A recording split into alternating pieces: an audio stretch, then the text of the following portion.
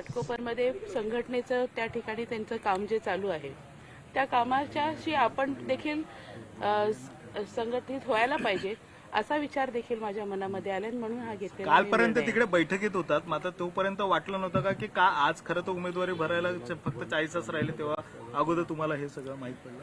नाही, आता त्या पक्षात असताना अपेक्षित तसा प्रतिसाद जो आहे तो त्या सगळ्या चर्चेमध्ये आला नाही किंवा आपल्या संघटनेमध्ये असणारी आपली जी लोक आहे त्यांना कुठेतरी आपण न्याय देऊ शकलो नाही ही पण एक बाजू राहिली आणि म्हणून अनेक असे विषय आहेत की ज्या कारणास्तव हा निर्णय मला घ्यावा लागलाय. तुमच्या सोबत आणखी काही राष्ट्रवादीतून मोठे चेहरे आता प्रवेश करू शकतात का?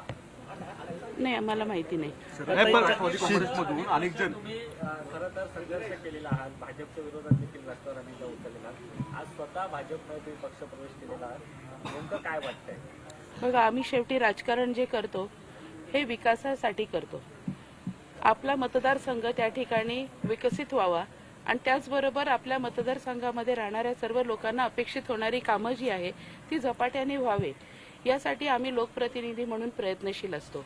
पण अशा परिस्थितीमध्ये जर आपल्या लोकांना अपेक्षित असणारं काम आम्ही जर देऊ शकत नसू आणि आज गेल्या काही वर्षांमध्ये आपल्या सर्वांनाच ही गोष्ट मान्य करावी लागेल की ज्या पद्धतीने आज भाजपच्या माध्यमातून या शहराचा विकास होत आहे तर त्यामध्ये कुठेतरी आम्ही देखील त्यामध्ये संघटित व्हायला पाहिजे या विचाराने मतदारसंघातल्या लोकांचा विचार घेऊन आज हा निर्णय राष्ट्रवादीकडून उमेदवारी मिळाली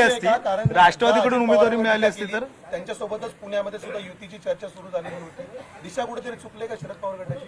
कार्यकर्ता जो आहे तो आपल्या नेत्याकडे व्यक्त होत असतो आणि आपण व्यक्त होताना कुठेतरी जर आपल्याला असं वाटतंय की आपला नेता हे आपल्या विषयांकडे दुर्लक्षित करतो तर कधी ना कधी कार्यकर्ता कुठल्या तरी निर्णयावर येतो. काँग्रेसमधले